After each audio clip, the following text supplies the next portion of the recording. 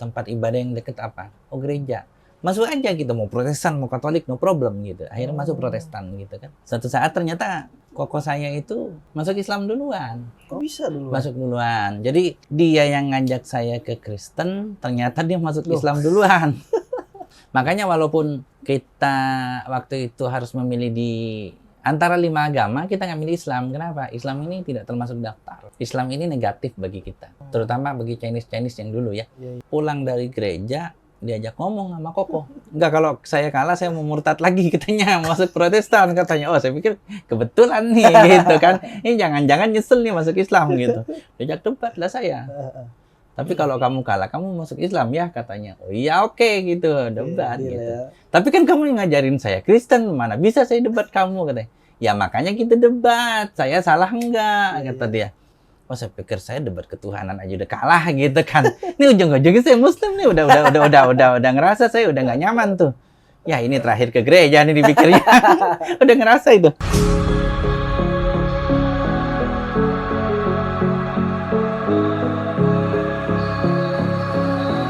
Bismillahirrahmanirrahim. Assalamualaikum warahmatullahi wabarakatuh.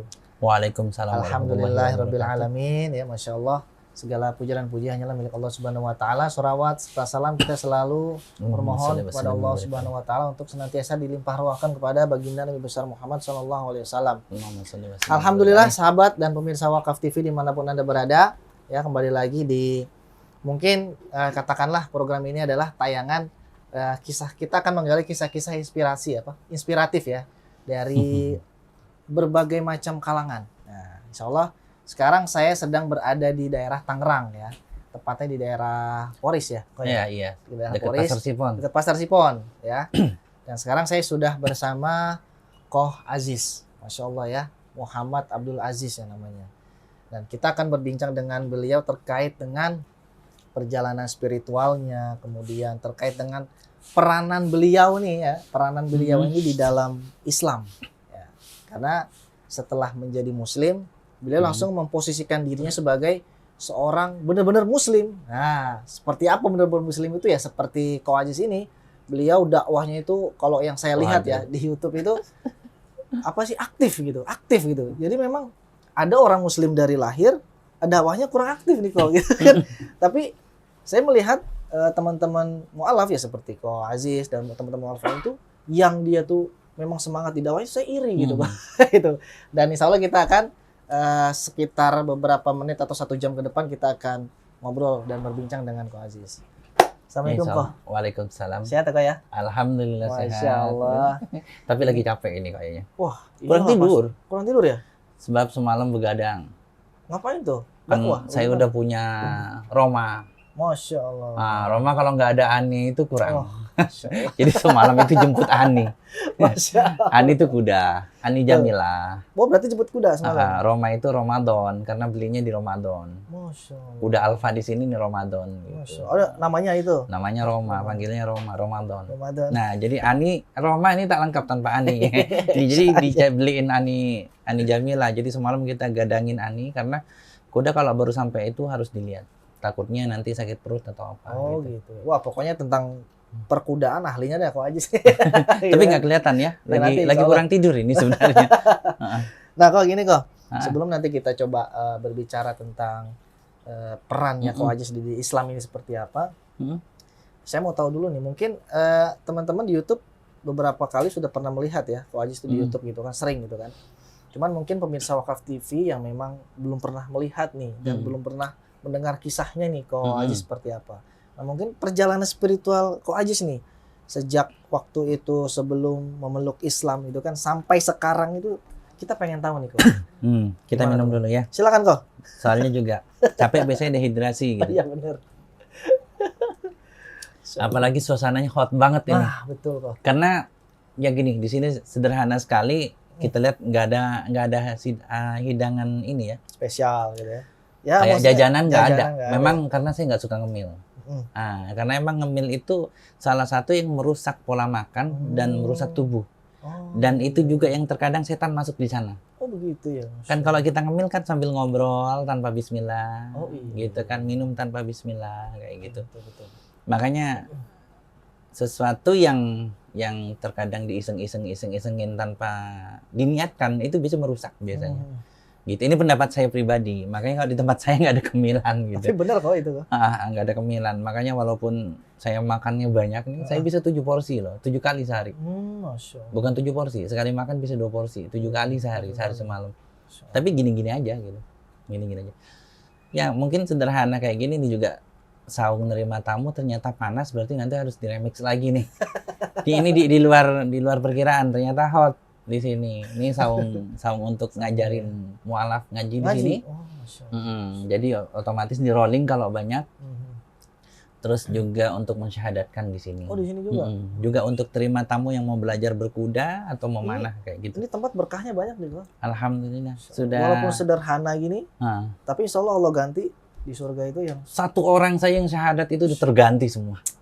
Apalagi udah nggak kehitung kali yang syahadatnya. Ya alhamdulillah saya juga nggak mau ngitung gitu supaya nanti di akhirat itu ketika ditanya apa amalanmu gitu, syahadatin berapa orang, saya nggak tahu ya Allah gitu. Engkau saja yang ini ngasih pahala kayak gitu kan. Saya udah nggak peduli dengan semua, yang penting untuk Allah. Kalau tadi tanya kisah spiritual ya, dari awal ya. Saya nih sebenarnya berawal dari keluarga Konghucu. Konghucu jangan disebut Buddha ya. Beda ya? Beda. Cuman karena di Indonesia itu yang diterima itu hanya 5 agama gitu yang diakui gitu kan. Ya kita cari yang terdekat gitu. Apa sih? Ya Buddha lah gitu kan, terdekat kan. Iya. Gitu. Yang terdekat gitu. Nah selama ngikutin mama itu kalau pakai pai itu hio gitu loh. Oh iya. Nyembah gitu kan. Suka muter gitu loh, segala arah. Saya bilang kenapa harus muter gitu loh. Kan apa namanya? Altarnya di depan, ngapain pakai muter? Ya gini cara sembayangnya gini gitu. Terus juga nanya sama papa kalau masak nasi kan suka ngasih nasi ya. Iya. Kalau masak nasi suka nasi tungku arang. Iya, tungku arang benar. Saya tanya kenapa Pak gitu.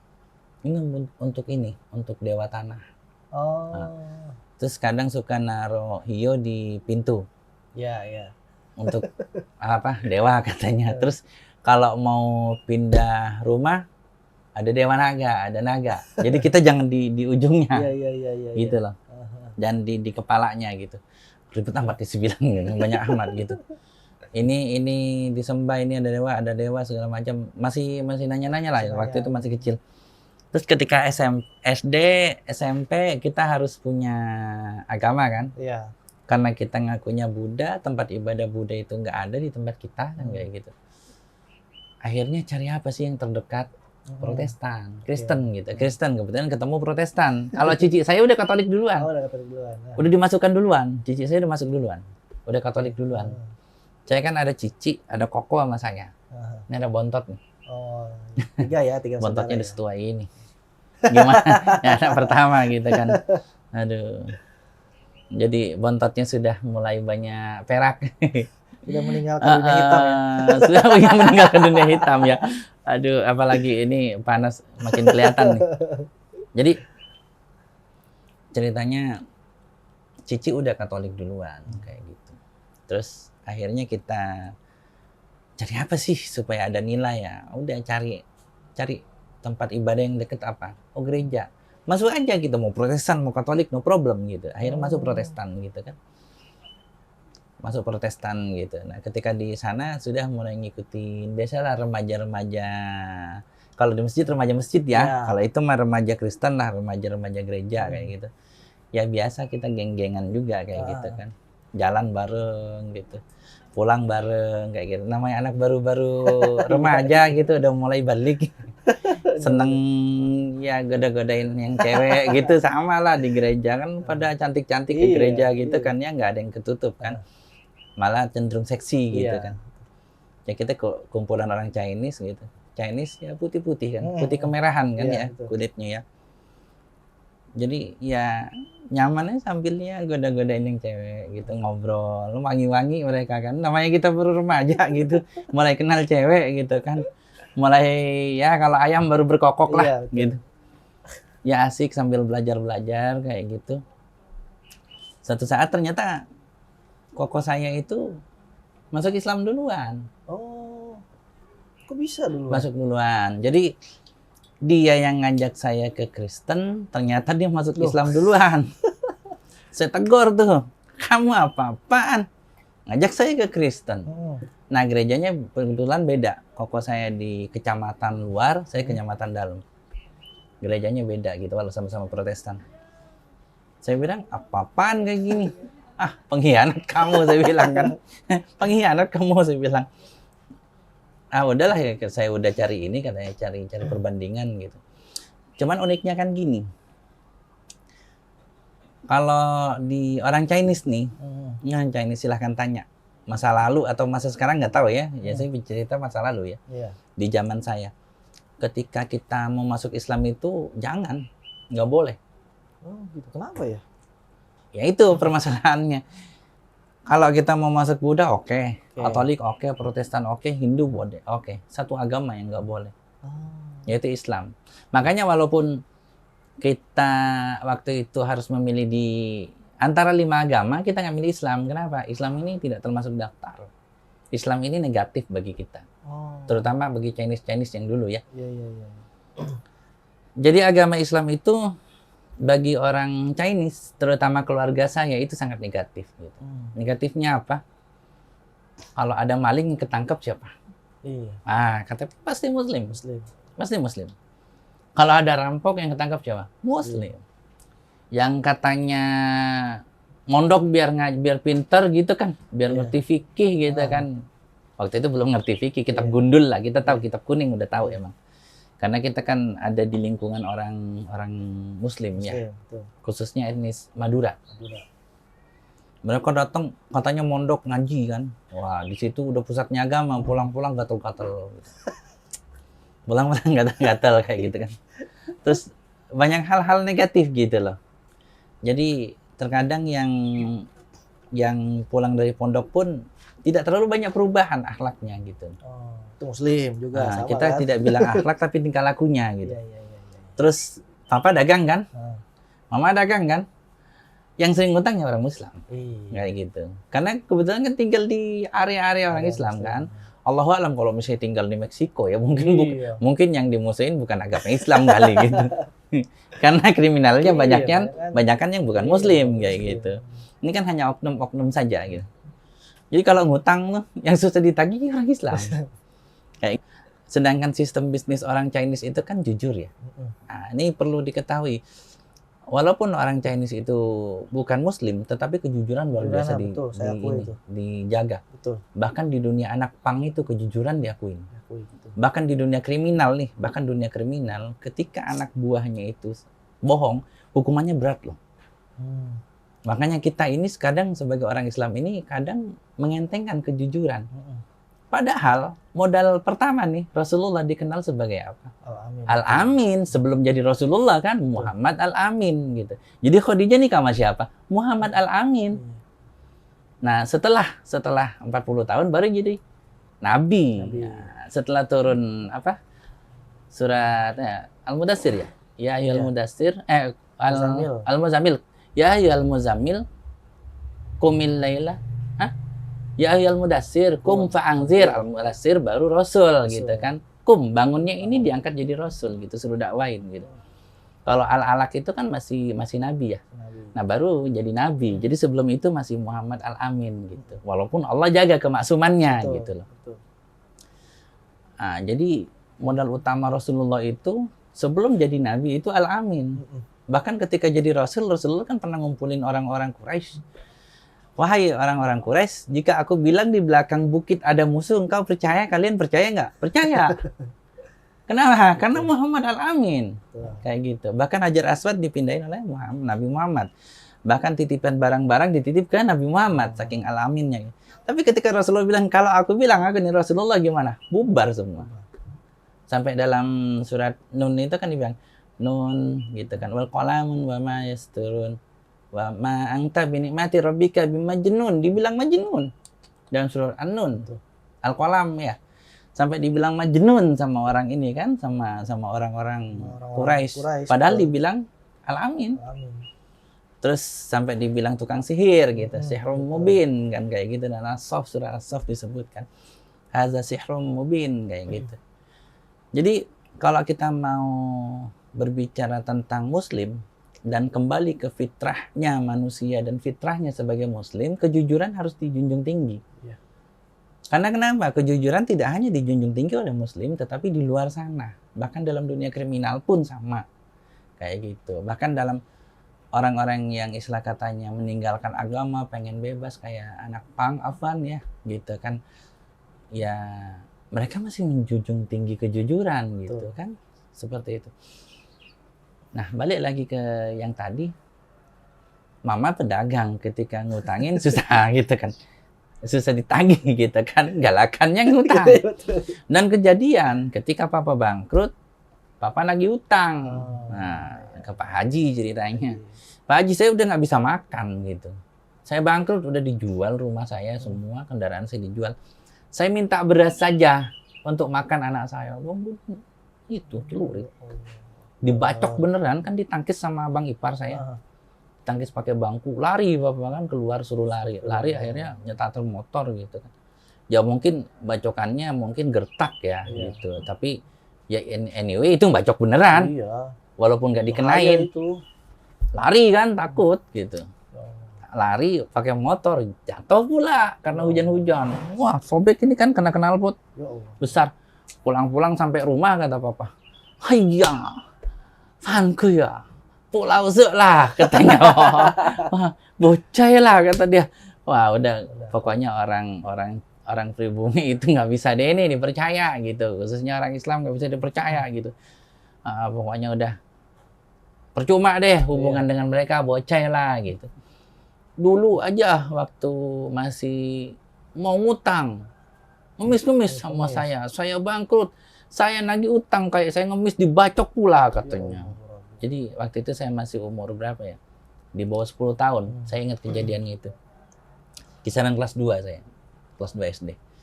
Jadi benci banget gitu. Orang-orang Chinese itu benci banget. Kenapa?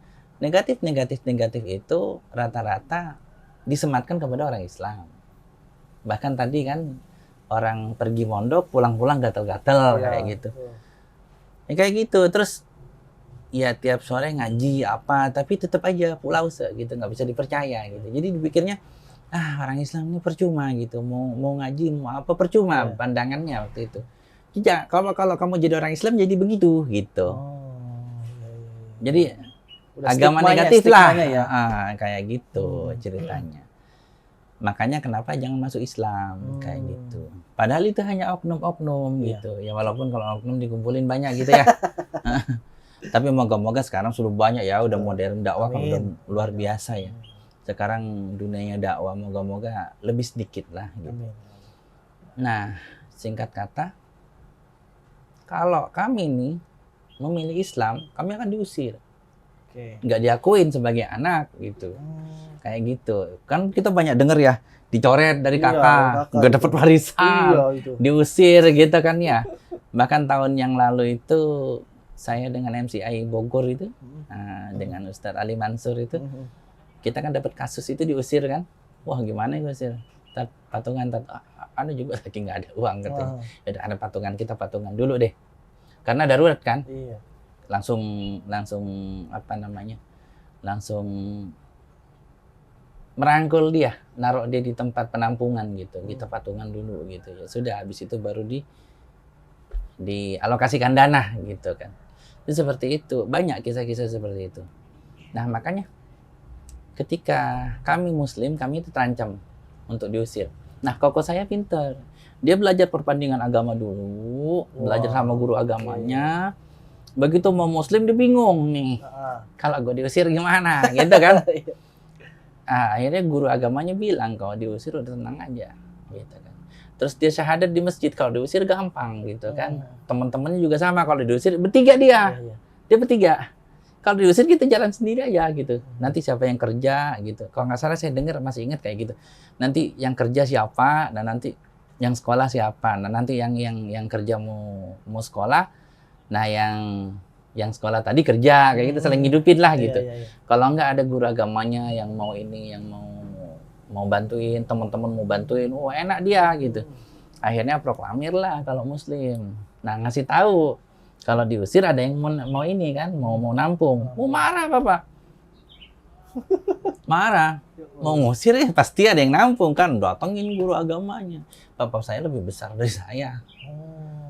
Lebih besar dari saya, wajah mirip saya, lebih besar dari saya, rada sangar lah. Walaupun ganteng sangar gitu. Marah kan. Guru agamanya mana kurang ajar katanya. Anak saya dihasut masuk Islam. Datengin ke SMA-nya itu. Ya, ditemuin sama guru agamanya kan. Setelah berapa kali ditemuin. Intinya, saya kurang jelas kalau masalah itu. Intinya guru agama itu ngejelasin bahwasanya dia tidak menyuruh untuk masuk Islam, tetapi anaknya dalam artian koko saya itu masuk Islam. Kalau diusir ya ada yang mau nampung, nggak diusir. Aman. Nah, makanya saya bilang, waktu tahu dia Muslim, saya bilang, wah kamu parah, ngajak saya ke Kristen, kamu tinggalin saya sendiri. Tinggal saya sendiri. Papa mama nggak mau tetap kekeh dengan Konghucu. Jadi di rumah tuh ada hiu. Hiu yang top itu hiu Gunung Kawi. Wangi itu. Dari gaharu kan. Sisa-sisa gaharu, bukan gaharu asli. Gaharu asli kan mahal. Sisanya udah disuling tuh jadikan gaharu. Nah, kita sering pakai itu hiu-hiu kayak gitu. Nah, mama masih Konghucu. Walaupun mau nggak mau milih Protestan juga karena anaknya kan Protestan. Anak Cici yang pertama, Cici kan masuk ke Katolik. Kan. Koko saya Protestan waktu itu. Ya nggak ke gereja, enggak. Cuma kita tetap Konghucu aja. Makanya orang Cina kalau tanya, Buddha apa Konghucu? Tanya dulu, ini Buddha Konghucu gitu. Biasanya nggak mau pindah, biasanya. Kalau yang lama-lama nggak mau, biasanya tetap Konghucu, walaupun ngomongnya Buddha. Nah, singkat cerita nggak jadi ngusir lah. Marah-marah apa-apa, segala macam. Nggak diusir, cumannya gitu. Ada aja yang diomelin, ada apa yang dimasalahin gitu. Wah ini, biarin aja lah, saya pikir lah. Itu abang saya, bukan saya. Saya tetap aja ke gereja. Lama-lama adem kan? Ya adem. Begitu adem, kalau nggak salah koko saya hitan dulu ya. Koko saya hitan, hitan kabur dari rumah, nggak ngomong. Tapi ngomong ke saya kalau mau hitan. Akhirnya papa marah tuh. Wah, diculik katanya. Marah tuh. Marah. Saya ngebelain. Waktu itu belum Muslim kayaknya sih. Saya ngebelain tuh kan. Udah biarin main sama temennya, udah pamit sama saya gitu. Akhirnya ketahuan tuh bocorin ke saya. Ya begitu pulang udah dihitan gitu. Udah mau sembuh. Dah, nggak lama. Satu saat ceritanya saya pulang dari gereja. Ya koko saya udah sembuh lah, dihitan udah sembuh. Dia lagi sholat. Saya masuk ke kamar gitu. Malam minggu waktu itu ingetnya saya. Jadi saya itu ke gereja itu malam minggu dan minggu pagi, sekolah minggu pagi. Nah, makanya saya diriin sekolah mualaf di Semarang gitu. Cuman hari ini Sabtu. Karena minggu pada ini kan, pada kadang jualan gitu. Jadi pulang dari gereja diajak ngomong sama koko. Ngapa lagi saya bilang, udahlah kamu tinggalin saya di gereja gitu. Kamu Muslim, mau apa lagi kamu, saya bilang. Emang kurang akur sama koko saya dari kecil tuh. Iya kurang akur emang, karena itu beda karakter. Beda karakter. Enggak, saya mau ngajak debat sama kamu katanya. Apa lagi debat? Enggak, kalau saya kalah saya mau murtad lagi katanya, masuk Protestan katanya. Oh, saya pikir kebetulan nih gitu kan. Ini jangan-jangan nyesel nih masuk Islam gitu. Diajak debat lah saya. Tapi kalau kamu kalah, kamu masuk Islam ya katanya. Oh iya oke gitu, debat gitu. Tapi kan kamu yang ngajarin saya Kristen, mana bisa saya debat kamu katanya. Ya makanya kita debat. Saya salah enggak kata dia. Ya udah debat tuh. Debat ya tentang ketuhanan kan. Kalau tentang ketuhanan mungkin nggak usah saya sebutkan karena udah banyak yang nyebutkan. Tuhan itu 3, ibarat rokok, api, puntung dan asap gitu ya. Asap, puntung, rokok itu 1 gitu. Nggak mungkin ada asap kalau nggak ada api, nggak mungkin ada api kalau nggak ada rokok kayak gitu. Terus Bapa, Tuhan Bapa, Tuhan apa? Tuhan Bapa atau Tuhan Allah, Yesus, Roh Kudus kan kayak gitu ya. Udahlah kita debat lah masalah itu. Salah satunya bilang gini, kamu yakin Yesus Tuhan? Iya. Kalau Yesus Tuhan, kenapa ketika disalib dia teriak, Eli Eli lama sabachthani, wahai Tuhan, Tuhan, kenapa engkau tinggalkan aku? Kan gitu. Ini Tuhan teriak sama Tuhan yang mana? Gitu. Kalau memang Yesus itu Tuhan dan dia teriak Tuhan, kenapa engkau tinggalkan aku? Berarti ada Tuhan lain, bukan 3 in 1. Bukan 3 dalam 1, bukan Trinitas gitu kan. Tetapi ada Tuhan lain, Tuhannya Yesus ini. Kayak gitu, ketika yang disalib. Berarti Yesus kalau emang Tuhan, berarti Tuhan lagi. Dalam artian, kalau memang Tuhan hanya satu, berarti Yesus bukan Tuhan. Salah satunya seperti itu kan. Bingung kan? Tambah bingung kan? Tambah bingung. Terus, kita debat tentang Maria. Nah, coba gambarkan saya tentang Maria, gitu kan. Ya, saya bilang, kamu juga udah lebih tahu. Sudah gambarkan dulu, kita kan diskusi, kata dia. Debat sekalian diskusi kan. Nggak ngotot-ngototan. Oh, saya pikir saya debat ketuhanan aja udah kalah gitu kan. Ini ujung-ujungnya saya Muslim nih, udah ngerasa saya udah nggak nyaman tuh. Ya, ini terakhir ke gereja nih dipikirnya. Udah ngerasa itu. Saya waktu itu udah balik ya, udah balik sekitar 13-14, saya lupa posisinya, tahun 91 di bulan keberapa saya lupa, saya bulan Maret kan lahirnya, kalau nggak 14, naik 14 ya 13 saya. Diajak mikir lagi, bagaimana tentang Maria? Saya bilang Maria perawan suci, ngelahirin Tuhan Yesus. Nah gitu. Maria perawan suci ngelahirin Tuhan Yesus. Nah, dia bilang kalau dalam Islam begini, Maria itu adalah Maryam. Maryam itu perawan suci, ngelahirin Nabi Isa. Nah, Nabi Isa ini yang dibilang Yesus. Cuman dalam Islam, Nabi Isa ini bukan Tuhan. Apa bedanya? Kan gitu. Ya, apa bedanya? Sama kan saya bilang. Ya sudah, selesai. Kita nggak ada yang kalah, nggak ada yang menang. Gitu kan. Oh, nggak begitu, saya bilang. Kata dia, kata kakak, nggak begitu. Setiap Tuhan itu pasti menyuruh hambanya untuk beribadah kepadanya. Iya kan? Gitu kan? Nah, Yesus adalah Tuhan. Nggak peduli dia lahir kepada siapa, lahir di mana. Sun Gokong aja lahir dari batu, kan gitu. Kita kan Buddha kan? Iya, Sun Gokong itu kan dewanya salah satu.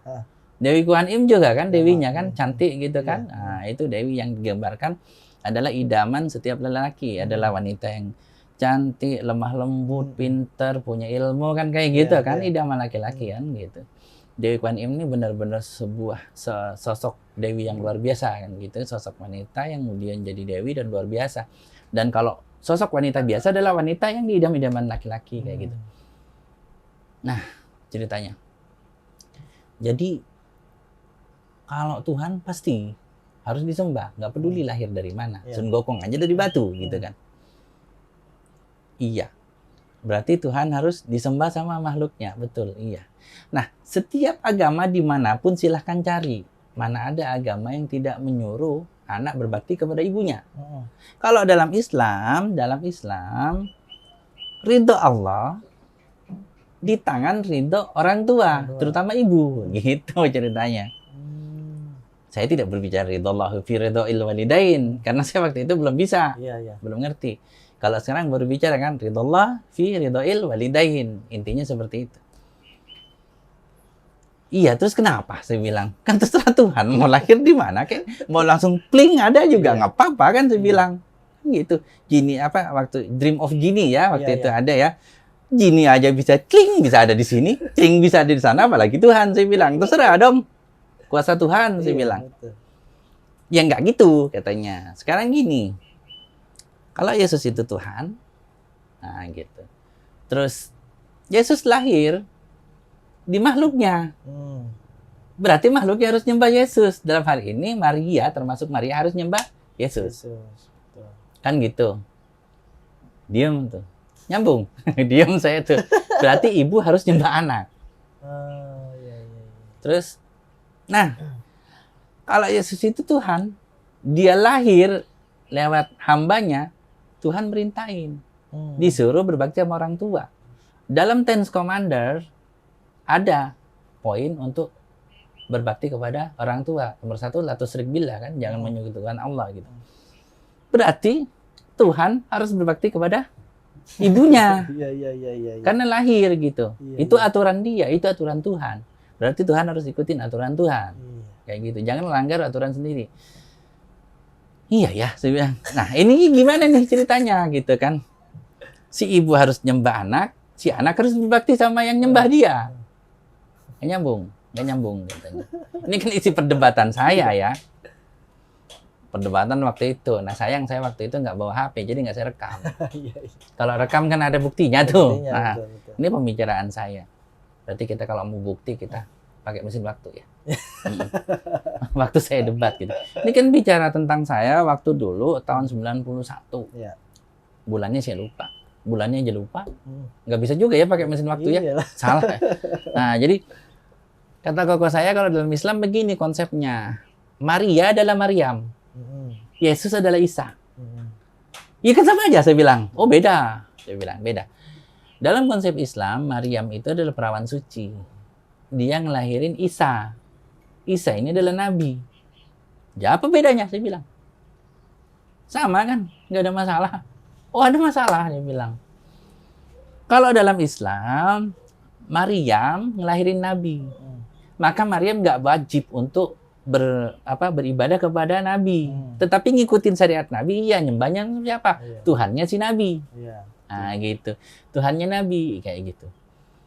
Terus yang kedua, Isa nih nabi. Setinggi-tingginya nabi, nggak masalah berbakti sama orang tua. Iya. Jadi dalam Islam tidak ada pertentangan kayak gitu antara nabi dengan ibunya nabi, no problem gitu kan.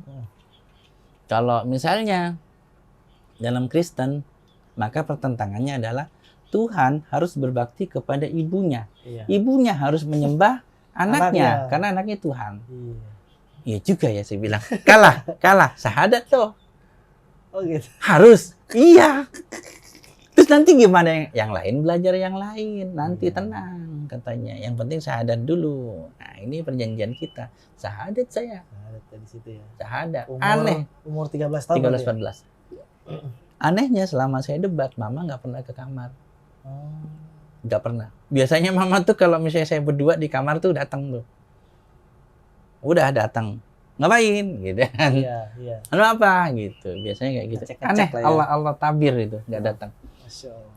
Akhirnya mulai dari situ saya mulai belajar gitu kan. Nah sejak itu saya mulai berubah. Setiap apa yang disampaikan di gereja, saya baca di Al-Quran. Termasuk tadi kan, kalau Maria, berarti saya belajar Maryam. Yesus, saya belajar tentang Isa. Kalau Adam tetap Adam. Nah itu satu-satunya nabi yang tidak dirubah namanya adalah Adam dan Muhammad. Iya. Dua nabi ya, yang lain Daud jadi David ya. Betul. Ketika dijelaskan tentang David, saya pelajari Daud kayak gitu kan. Oh, ternyata penjelasan dalam Islam lebih istimewa, lebih super Masya power. Allah. Bukan hanya lebih terperinci ya, tapi Enggak, lebih istimewa lebih ya. super power. Kenapa? Kalau kita waktu itu saya mikirnya super power. Kenapa? Ah. Karena saya hobinya nontonnya apa? Superman. Oh, Hulk tuh. Oh, gitu kan. Ya masing-masing baru-baru yang Hulk tuh. Terus apa sih film apa lagi sih waktu itu? ya Superman zaman Superman, itu kan. Hulk, Superboy kayak gitu. Superboy, Terus betul. Kid Rider ya. Yang mobilnya Kid gitu. Oh iya benar-benar. Terus Street Hawk gitu. Street Hawk, betul. Senang-senangnya itu. Jadi semua super, oh ini lebih super gitu, lebih super power. Kenapa? Saya waktu itu masih tidak mengartikan mukjizat. Dalam artian sesuatu yang tidak bisa ditiru orang oleh the chosen one, yang dipilih dalam artian Rasul, dan tidak bisa ditiru oleh manusia. Super power di situ. Oh dalam Islam super powernya lebih absolut.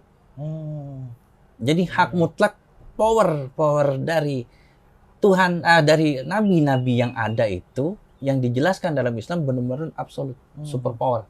Hanya bisa diberikan oleh Allah dan dilakukan oleh Rasul itu. Kayak gitu. Benar-benar terjaga kisah dalam Islam kayak gitu. Apalagi kisah Nabi Muhammad gitu ya. Kisah Nabi Muhammad sebelum dia menjadi Muslim saja sudah dijaga. Jadi maksudnya Rasulullah itu dari dia lahir sampai dia wafat. Itu yang saya pahami di sana. Kita kan terjemah pakai bahasa-bahasa. Ini kan cerita waktu saya dulu. Iya. Jangan pakai bahasa sekarang, Iya. pakai bahasa dulu. Dan Muhammad ini dijaga gitu. Benar-benar terjaga dari kecil sampai dia wafat. Kecilnya itu dijaga. Sampai penyakit ketika Muhammad ini sakit mata, itu dikasih tahu oleh pendeta apa Alkitab wihara. mungkin ya? Ahli Bukan. kitab ya. Alkitab. Pokok ahli kitab kan ada dua. Yang ahli kitab Yahudi atau Nasrani Iya, kan. itu dua itu. Ngapain cari obat Iya, gitu. iya. Udah ludahnya itu dia nabi gitu. Iya. Dia bakal nabi. Pakai ludahnya aja gitu. Jadi kalau sampai belekan ya Iya, Rasulullah ya. Jadi sakit mata wajar gitu kan. Rasulullah kan juga manusia. Apalagi sebelum jadi rasul kan ngerasain sakit, rindu, cinta, sayang, iba kayak gitu ya. Kayak gitu seperti itu. Jadi di situ kisahnya luar biasa. Benar-benar kekuatan yang sangat sempurna yang oleh Tuhan hanya diberikan kepada orang-orang the chosen one. Dalam artian ini para nabi, terutama Muhammad. Bahkan ketika remajanya Muhammad pun dijaga kayak gitu. Dijaga dengan gelar Al-Amin, dengan kejujuran yang dia pegang sehingga dia itu dilamar oleh wanita. Nah, ini sejarah luar biasa. Ya, dilamar ya. Wanita terpandang yang dilamar orang nggak mau gitu kan. Ya jangan ngomong masalah janda dan masalah 40 tahunnya ya, berbeda ya. Berbeda. Soalnya berbeda dengan orang-orang sekarang gitu. Orang dulu sangat terjaga makanannya gitu. Ya kecantikannya juga terjaga. Orang dulu umur 50 tahun. Jadi wah luar biasa nih kisahnya gitu. Saya waktu itu belum bahas masalah poligami nih. Iya. Kan awal gitu. Iya, awal. Ya banyaklah cerita tentang Musa juga dilihat gitu kan, dibaca kayak gitu. Jadi kedatangan saya setelah Muslim ke gereja adalah membandingkan kisah di gereja, kemudian saya serap justru lebih fokus ketika saya Muslim di gereja. Kalau mau dibilang sama orang lebih Kristen saat saya Muslim. Berarti Koko waktu itu pas setelah jadi Muslim masih ke gereja? Masih kan, ya? Saya masih sembunyi-sembunyi, masih sir. Oh itu berapa lama itu? 4 tahun. Oh 4 tahun itu? Tapi 3 tahun saya ke gereja. 1 tahun kemudian saya SMA itu minta pindah. Minta pindah. Tapi nggak diusir kan sama orang tua? Belum ngasih tahu. Saya pakai taktiknya Koko juga. Ah gitu. Jadi saya susun kekuatan. Setelah saya istilah katanya mampu, kalau diusir mampu gitu. Ya udah, saya ngasih tahu kayak gitu. Nah ini berawal di SMA. SMA berarti. Nah ini kan kisah di gereja dulu nih.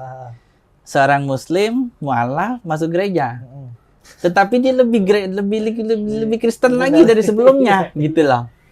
Lebih Kristen lagi, lebih fokus, lebih ngedengerin, Alkitabnya dibuka-buka, yang dibahas tuh lebih dibuka gitu. Untuk nyari tahu tuh ya. Iya, terus dicari dalam Islamnya apa, nanya sama koko saya, dalam Islamnya apa gitu. Sebenarnya guru pertama saya koko saya. Iya. Kayak gitu. Koko saya sebenarnya. Ya saya ngakuin gitu. Walaupun sering ribut. Masih ada beliau? Ada di Jawa. Jadi sering nanya terus sama teman-teman. Nah ini yang sangat ironi ya. Gimana nih? Ketika saya mulai perlahan menampakkan diri kemusliman kepada teman-teman dekat, ketika saya nanya tentang sholat nggak bisa jawab. Gitu loh. Ketika saya nanya tentang wudhu nggak bisa jawab. Gitu. Kita nanya tentang Islam, fikih nggak bisa jawab. Katanya gini, katanya gitu. Saya belum tahu nih, dalil belum ngerti waktu itu. Kenapa harus begini? Kayak gitu. Kenapa harus begitu? Mereka nggak bisa jawab. Jadi nggak nemu tempat untuk bertanya ke sana. Nah, makanya itu juga yang membuat saya mendirikan Tionghoa Muslim Indonesia. Oh, Masya Allah. Dari situ ya. TMI. Insya Allah ini lagi proses kita di bawah payung hukum. Kayak gitu. Karena kita sudah punya sekolah mu'alaf. Dan sekolah mu'alaf itu uniknya, kita tidak menyebarkan agama ke semua di luar Islam. Kita tidak ngajak orang debat, enggak. Tetapi yang sudah mu'alaf aja kita ambil.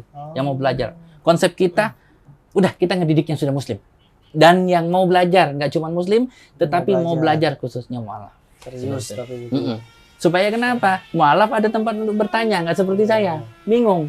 Udahlah saya sembunyi-sembunyi, mau tanya kemana? Kalau sekarang banyak website. Dulu nggak ada dulu kan, handphone aja nggak ada gitu loh. Makanya saya nggak rekam. Kalau ada handphone mungkin saya rekam waktu itu debatnya. Nah, setelah SMA, saya tuh nyari yang jauh sekolahnya gitu. Mau di sekolahin deket-deket sana, jadi masih pulang ke rumah, nggak mau saya. Ngambek, anak bontot, nah gitu kan. Ngambek dah, pokok senjata utamanya ngambek gitu. Begitu udah ngambek, bisa sekolah. Di Jember. Saya di Bondowoso, sekolah ke Jember, kurang lebih 50 kilo ya, kalau nggak salah 50 apa 30 kilo. Pokoknya jauh lah, zaman dulu lah. Udah susah lah. Dulu nggak ada Vario ya. Iya. nggak ada dulu. Dulu nggak ada PCX ya. Adanya ontel ya. Ada motor sih, Oh, ada cuman motor. ya masih di AI. Oh Terus iya. Prima, Honda Prima Oh baru iya, keluar. Prima. CB gitu ya. Prima, CB apa? GL 100. GL 100. GL 100. Ya ada yang pakai GL 100 betul. Jadi masih jauh lah, masih dodor gitu susah lah. Mobil paling dulu angkutan Akas di sono Kol gitu. Pokok lama lah. Saya cari yang jauh, di sono saya ngekos, sengaja ngekos nyari yang paling ngumpet di dalam. Iya, dekat masjid. Wah, asik. Dari ngekos udah sampai sekarang tuh saya cari dekat masjid mulu. Kalau ngontrak. Gitu loh. Jadi supaya enak ibadah deket gitu. Ya biarin pahalanya nggak terlalu besar nggak apa-apa. Yang penting saya deket, saya seneng. Biasanya kalau dekat masjid tuh auranya beda. Nah, ya, auranya beda gitu. Sejuk-sejuk gimana gitu di kolbu gitu kan ya. Apalagi ngelihat anak-anak ngaji kan gitu. Cantik-cantik, ganteng-ganteng ya. Jadi saya tuh cari kosan itu paling jauh. Ngumpet di belakang SMA 2, saya kan sekolah SMA 2 Jember. Di belakangnya Jalan Sumber Alam 3. Nggak cukup situ sampai mentok. Di belakangnya sawah. Ada kosan itu khusus laki-laki, ngotak. Saya di atas. Nah karena saya nggak pernah ngekos, saya nggak bawa hordeng, tapi saya bawa kemoceng. Akhirnya begitu malam pertama saya di kosan, papa pulang ditinggal kan, kemoceng saya taruh di kaca. Saya nggak punya hordeng, sendirian waktu itu. Begitu tengah malam saya bangun, wah. So kaget, kenapa? Kemoceng saya pikir buntut serigala. Kenapa? Sering nonton itu loh, film-film apa? Manusia serigala. Wah, saya diserang sama manusia serigala. Oh, jantung dag. Waktu itu kan masih percaya koropet sama kuntilanak, kayak gitu. Padahal kan kuntilanak cuma perubahan dari jin kan, kayak gitu. Bukan kuntilanak nggak ada, cuma jin berupa kayak gitu. Begitu saya sadar itu kemoceng, alhamdulillah bukan serigala gitu. Pokoknya dulu aduh banyak deh yang takutin gitu. Udah SMA itu Aziz itu udah ngekos tuh ya. Ngekos. Nekat. Sengaja ngekos di sekolah jauh agar bisa sholat dan gak ketahuan. Dan nyusun kekuatan itu ya. Selama 4 tahun itu ya berarti ya. 1 tahun. 1 tahun. 1 tahun kan 3 tahun 2 tahun setengah lah SMP. SMP 2 tahun setengah. Terus SMA saya pindah. Setelah ke Jember SMA. Setelah SMA itu berarti mulai ketahuannya tuh kapan tuh? SMA kelas 2 saya ke Jakarta. Ini kan masih belum. Itu gimana tuh? Satu deh tuh. Saya pengen tahu ceritanya tuh. Setelah saya di Jember itu ketahuan di sono sendirian gitu kan. Koko saya kan sering ke Jakarta. Sebenarnya satu daerah dengan koko saya. Itu banyak yang sayang sama saya. Masya Allah. Saya pernah ditangkap karena bolos. Ngambil wesel. Gurunya saya nggak suka. Jujur nih jangan ditiru. Bolos saya. Akhirnya guru marah. Guru pelajaran itu marah. Saya panggil ke BP. Oh di BP. Ini yang bandel ya? Iya pak. Saya nggak bandel pak. Ngapain? Ambil wesel. Ambil wesel lama banget. Bilang aja kamu nggak suka sama gurunya. Iya sih pak. Kenapa disengaja? Nggak sengaja pak. Ngapain ngambil wesel melulu? Kayaknya sebulan bisa 2 kali. Saya anak rantau pak. Di sini sama siapa? Saya sendiri pak. Serius kamu sendiri? Iya pak. Kalau wesel telat gimana? Puasa pak. Yang bener? Iya. Kamu ceritanya? Ceritanya? Kok puasa? Muslim? Muslim pak gitu. Oh Cina kamu? Iya Muslim pak. Berubah langsung. Iya langsung. Oh jadi kamu sering telat? Iya. Pak, gimana saya Pak? Udah biarin aja katanya itu salah paham. Udah sekarang saya tanya. Kamu sini Muslim sendiri? Iya. Terus kalau orang tamu nggak tahu? Nggak tahu Pak. Kau tahu gimana? Diusir. kok diusir di tempat bapak aja ya katanya. Pak, tas saya gimana? Ya nanti dibawa, udah nggak usah ngurus itu katanya. Sekarang kamu gimana kok diusir? Wah gawat ini katanya. Udah tinggal di tempat saya. Kamu mau kos sekarang? Iya. Tinggal rumah bapak yuk katanya. Nggak mau pak, bapak pasti punya anak perempuan. Loh kok kamu tahu? Nebak pak, saya bilang. Ya nggak apa-apa, anak bapak udah tua, udah dewasa katanya. Kamu kan masih SMA, anak bapak udah kuliah katanya. Pak, saya laki-laki pak, tetap suka wanita pak, saya bilang. Ya emang kenapa? Saya nakal pak. Kata siapa nakal? Buktinya bapak, saya di sini di BP. Ini bukan nakal, kamu salah paham katanya. Udah tinggal di bapak aja ya katanya. Kalau diusir nanti udah bapak sekolahin. Kamu udah hitan belum? Udah. Belum pak. Ah, bapak hitanin nggak apa-apa katanya. Pak, saya kan dihukum pak. Enggak, kamu nggak dihukum. Akhirnya tuh ditawarin tuh kan. Dari kejadian itu tuh ditawarin tinggal di rumah guru BP. Terus temen juga minta. Bapaknya tuh minta saya tinggal di sana. Kenapa? Karena saya pintar masak. Wah, saya pintar masak, laki-laki juga. Iya. Pintar masak, bersih saya. Saya bersih. Terus saya pikir, saya kan pengen bebas ya. Aha.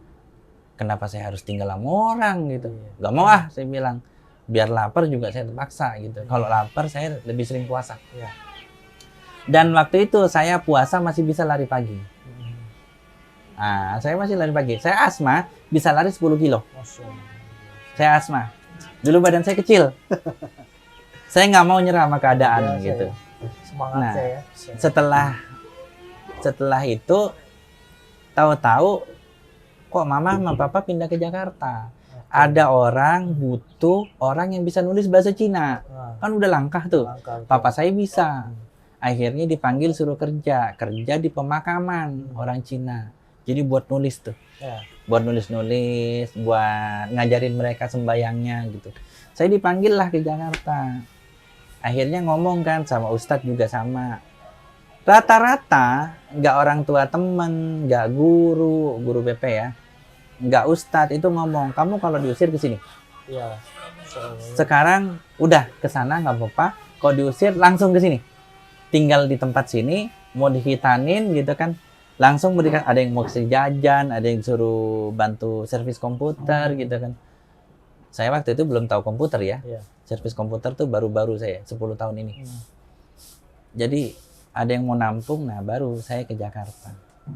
Sampai ke Jakarta, saya kan udah mulai dewasa, lebih pintar kan.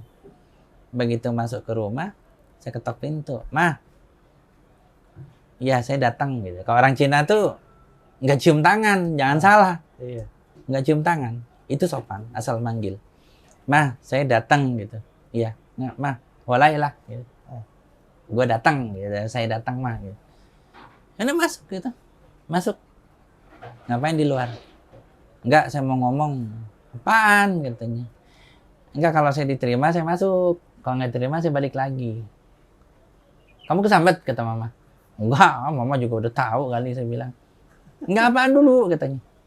Saya bilang kalau saya diterima, saya masuk. Kalau nggak diterima, saya pulang. Saya udah muslim. Kalau saya diterima, saya tetap anak mama. Kalau saya nggak terima, saya tetap anak mama. Di Jember udah ada yang mau nyekolahin saya, nampung saya, ngasih kerjaan ke saya, mau khitanin saya.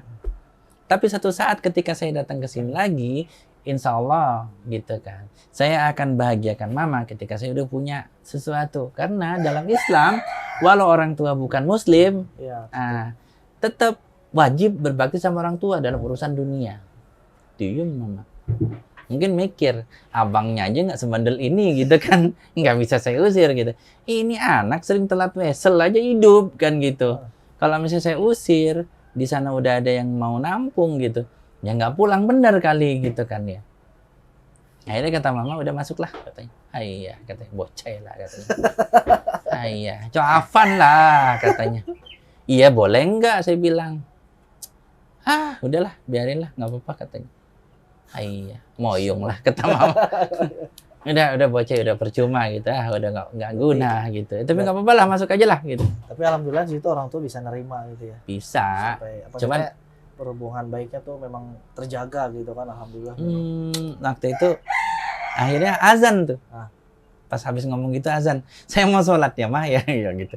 Izin sholat, habis sholat makan katanya. Tuh bikinin susu sama mama, katanya mama bikinin susu.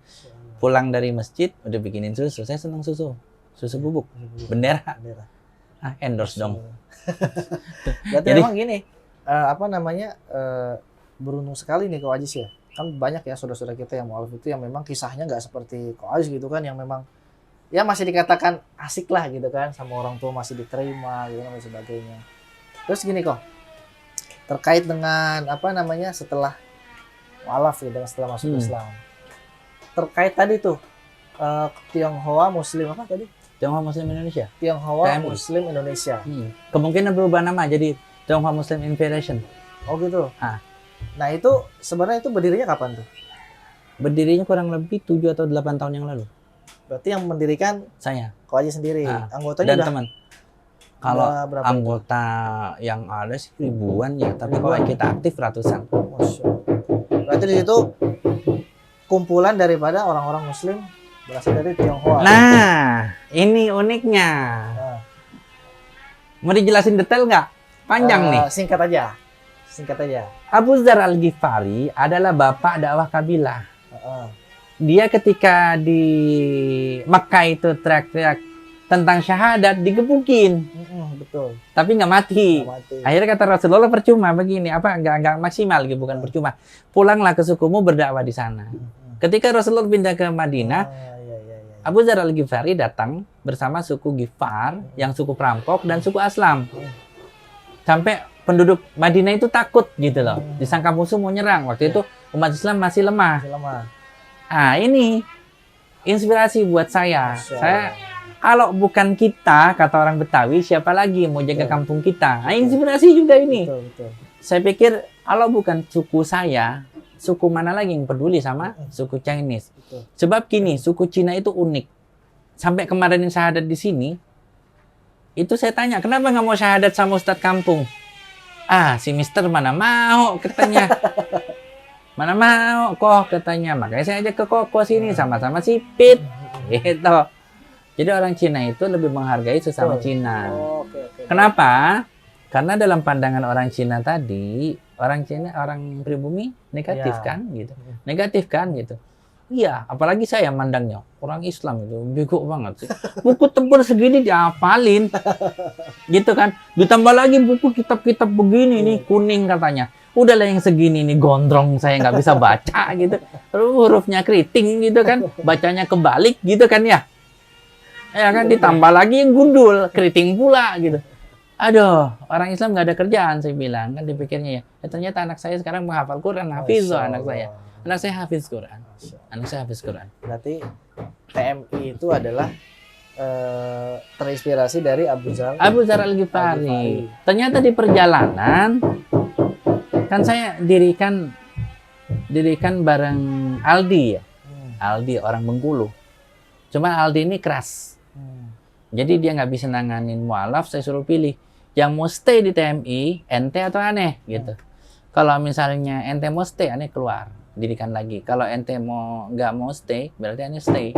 Tapi tetap ini jasa kita berdua. Nah, di TMI awalnya kita ingin ngejaring Tionghoa Muslim.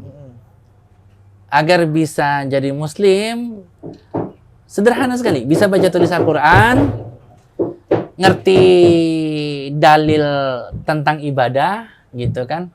Terus juga bisa berdakwah di keluarga, kayak gitu. Tapi berdakwahnya nggak keras. Haram, ente nar, finnar, enggak. Ini haram, itu nggak boleh. Jangan. Tapi berdakwalah dengan seperti yang Rasulullah lakukan. Dengan akhlak, dengan istiqomahnya, kayak gitu. Nah, di perjalanan kita ceritanya malah ketemu orang mualaf selain Muslim, selain Cina. Nggak masalah lah. Yang penting Cina dan mualaf. Ternyata tambah pula orang yang sudah Muslim dari kecil baru mau belajar Islam. Udahlah nggak apa-apa. Sekalian kita ambil konsep pembauran yang dulu pernah dicanangkan oleh Pak Harto. Supaya antara Chinese dengan pribumi ini tidak ada dinding pemisah. Masya Allah. Berarti Islam itu menyatukan benar-benar ya. Konsep pribumi ini sering dikatakan negatif. Enggak, pribumi enggak negatif. Pribuminya di Australia apa?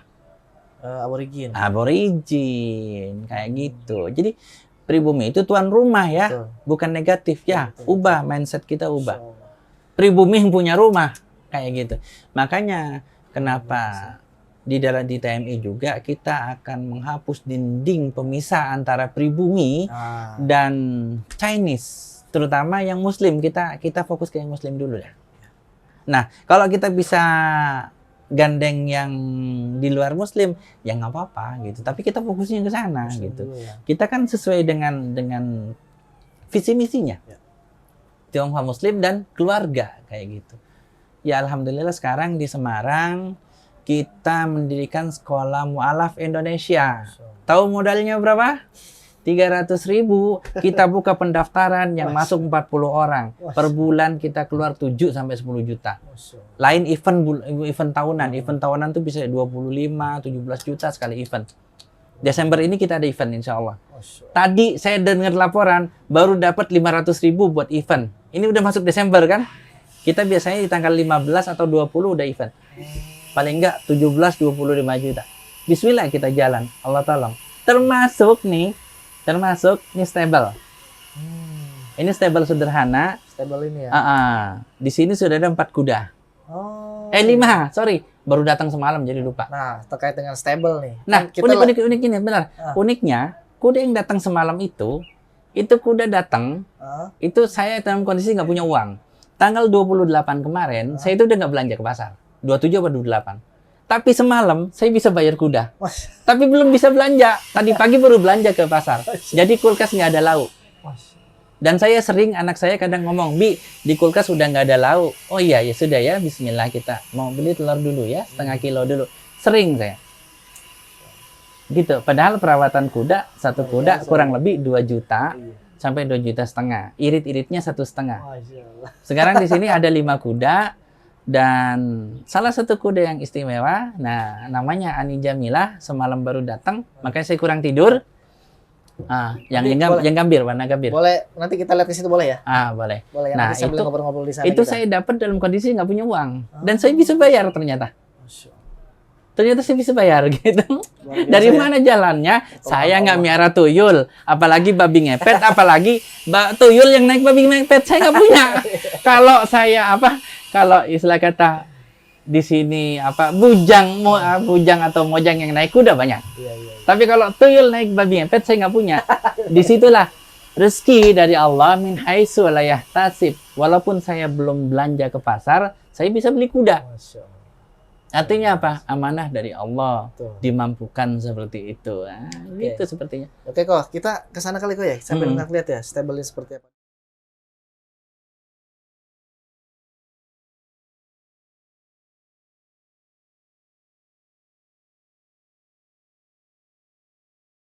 Wah, Masya Allah. Nih kuda nih. Saya sih pakai kuda sandal ya, tapi unik kuda saya. Dia bisa salim. Satrio, salim.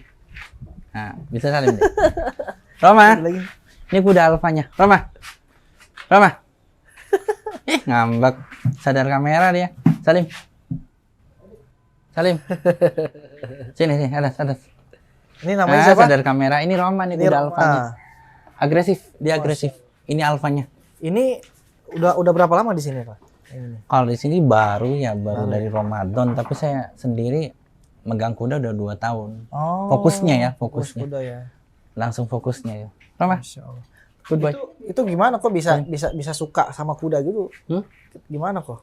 Kuda itu kan hewan yang luar biasa. Sini aja. Nah, di situ, saya di sini nggak apa-apa. Kuda Jangan luar terlalu biasa. dekat. Jangan terlalu dekat. Sini aja. Terus Jadi kuda itu luar biasa. Di sini ubun-ubunnya ini ada keberkahan. Jadi kalau ketemu kuda itu diusap ubun-ubunnya. Makanya kita juga adabnya tidak boleh memukul ubun-ubun. Salim. Masya Allah. Oh iya. Kalau ini namanya siapa? Ini Satrio. Ini maskotnya. Oh, maskotnya ini. Tapi alfanya dia. Oh iya. Adanya stable itu untuk Roma. Oh. Jadi bikin Roma. Kuda itu hewan yang unik. Di ubun-ubunnya itu ada keberkahan. Dan ada ulama yang bilang bahwasannya laki-laki yang berkuda itu lebih kuat berapa kali lipat daripada laki-laki yang tidak berkuda. Benar. Gitu. Saya Dan setuju. ini juga bermain-mainnya kita dengan kuda dan memanah itu dinilai pahala. Nah, kalau Betul. Satrio unik. Satrio kalau dipukul pantatnya dikasih. Oh gitu. Pantatnya dikasih. Nah. Garuk pantatnya. Ntar dikasih. Garuk. Ntar dikasih. Biarin dia berbalik ntar. Oke. Berarti ini kegiatan berkuda ini di sini rutin atau gimana, Pak? Rutin tuh, bisa buka. Bisa. Satrio bisa, sering kabur. Jadi membuka. Satrio ini masih bocah. Mengerikan juga. Ini masih bocah. Oh, Ini bocah segini. baru mau dewasa 3 tahun setengah. 3 tahun setengah belum. Jadi dia kalau misalnya buka pintu kayak gini, "Mak, gua mau lari, mau main." Langsung brrr gitu. Kita tangkap kejar-kejaran. Oh gitu. Iseng dia. Berarti ini Satrio. kegiatan berkuda di sini rutin atau gimana? Rutin. Sebenarnya dirikan Satrio, Mas Sidik, diikat aja Satrio takut lari. Itunya pintunya. Nah, ini groomernya nih. Oh, Masya Allah. Pinter groomernya. Jadi sehari-hari sih untuk keluarga, untuk saya kayak gitu kan. Itu kan saya bikin rumah di sana. Oh. Rumah Stella. Sederhana, sewa tanah ini. Hmm. Ya tadinya sih ngajak-ngajak teman-teman, yuk kita yuk ini dirikan stable yang murah, kalau perlu gratisin untuk santri gitu. Ah. Tapi nggak ada yang nyambut. Oh gitu. Akhirnya perlahan-lahan. Caranya gini, saya bawa santri tahfiz Hmm. main kuda di Daku. Oke. Saya bikin main kuda, dia seneng. Turun ngos-ngosan saya bilang, mau nggak kalau Abi punya kuda, kalian main di tempat Abi? Mau, Bi. Wah. Amin. Sayang saya bawa 4 waktu itu. Ah, Di Amin, di Jawa saya punya 4. Masya Allah. Kalau saya bawa 20 atau 50, enak kan gitu. Cuman semalam nambah 1 jadi 5. Nambah 1 ya? Gitu. Nambah Ani. Namanya. Ini kan Roma. Ini Roma. Roma. Ramadan dipanggil Roma. Roma tak lengkap tanpa Ani. Maka saya bawa Ani Jamilah. Ani, ini baru datang semalam. Ani Jamilah. Putih ya nih. dia ya? Gambir, namanya Gambir. Oh. Gambir. Semua putih, Berarti ini semua betina. gading Betina semua. ya? Semua iya betina. Makanya lagi agak-agak gimana gitu kudanya. No, Satrio mulai mau ngasih pantat. Oh, ngintip Ani dia. Ngintip Ani, hey, genit ya. Udah mulai dewasa soalnya. Tapi kegiatan di stable ini berarti setiap hari apa kok? Kalau untuk Saya tiap hari. kalau di untuk sini. umum maksudnya untuk santri atau Terserah, tiap hari. Yang penting janjian. Kalau kosong masuk. Atau mungkin ada yang pakai tapi bisa diatur waktunya masuk. Saya kan bisa perkirakan berapa orang yang mau main, berapa waktu yang di ini kayak gitu. Enggak, paling digigit doang. Pelangi dikit lah. berarti Oh kalau- iya. gimana? Nah, kuda nih bisa untuk terapi ruqyah, Oh gitu. penyakit ain, Oh, terus juga buat terapi autis. gimana caranya itu? Ditunggangin aja. Jadi masing-masing penyakit yang ada atau keluhan yang ada itu di ini sesuai kudanya beda-beda. Oh. Nah, kalau kita untuk autis ada di sana tuh. Kasihan tuh dia lagi di luar. Sambil Kandangnya maksudnya ruqyahnya itu sambil dibacain ayat-ayat Quran. Bismillah aja, dia naik sendiri juga. Kalau ada jinnya mau muntah. Tadi yang main pagi ada jinnya, begitu naik mau muntah. Oh gitu. Biasanya kita naikin udah. Dia Terus udah. Itu yang sering tuh kayak gitu di Bismillah. sini. Ah, Maksudnya sering, naik terus tiba-tiba sering, muntah gitu. Sering. Oh, berarti Sering jin itu kalau nggak menurut suka sama kuda ya? Oh, dia langsung hilang itunya, tenaganya. Jadi kalau setan atau jin terbang di atas kuda jatuh. Hilang. Bahkan selama mencium bau kuda atau mendengar ringkikan kuda, rumah itu diberkahi. Setan nggak mau. Kayak gitu. Iya. Kecuali setan yang kaki 2. Nah, itu repot tuh. Kuda terapi di sana. Yang kuda terapi. Bisa ke sana ya? Ke sana ya. langsung ke sana. Nah, kalau yang ini kok? Ini untuk terapi. Ini kuda kalau bilang mah kuda Jawa Timur, Banyuwangi. Kuda barang orang bilang. Maksudnya Tapi untuk terapi gimana kok? ini bisa untuk terapi ruqyah. Oh. Dia reaksinya langsung kalau misalnya ada yang ada gangguan jin. Dan juga untuk orang autis. Nah, ini autis naik ini. Karena ini nggak bisa lari. Sobri mau nyapu. Stop. Goodbye. Maksudnya orang autis itu gimana? Ya kok? autis nggak bisa bicara atau nggak bisa jalan. Itu langsung semua atau ke proses. proses Proses lah. ya? Proses. Ini Tapi Sobri. pernah ada yang sampai sembuh gitu di sini. Alhamdulillah pembendaharaan katanya nambah yang bisu, yang susah bicara. Kalau yang autis minimal agak mendingan gitu. Terus kalau yang ada gangguan jin, ya dia muntah. Nah ini kalau ada yang gangguan jin digalak, bisa gigit, bisa nendang. Oh gitu. Gitu. Jadi sesabar-sabarnya ini, kalau misalnya ada yang gangguan jin, biasanya nendang atau gigit dia. Makanya kita hati-hati kalau mau ngerukyah dengan kuda. Jadi nggak setiap kuda itu bisa untuk digunakan untuk merukyah, juga tidak bisa untuk terapi. Ada ininya, Berarti spesifikasinya kalau sendiri. kalau teman-teman pemirsa wakaf mau datang ke sini, Mangga, silakan. silakan hubungi ya. saya. Nanti saya boleh nggak retain nomor di nomor Boleh, boleh ya, saya boleh, retaikan ya. boleh. Karena ini luar biasa banget tuh. Jadi tempatnya itu memang dibuat sesederhana mungkin ya. Iya. Yang penting bisa Ah, jalan. karena gini, kalau dibikin bagus selain mahal, saya uangnya ya boleh dikatakan diusung sendiri, gitu kan? Tadi saya bilang kan, Iya. tanggal 28 nggak belanja, ternyata semalam Masya bisa Allah. beli ani. Nih, Kan beliau gitu kan? nih, kan. Beliau Jadi- perjuangan untuk dakwahnya sampai segini loh. Ya kan? Jadi kadang Masya kuda Allah. makan di rumah itu Iya. makan seadanya deh dulu gitu. Soalnya kuda nggak bisa dibilangin, suruh puasa nggak bisa. Ya iyalah. Kalau keluarga kita puasa dulu ya, mau gitu. Jadi di sini saya memang sengaja supaya nggak kesan mahal.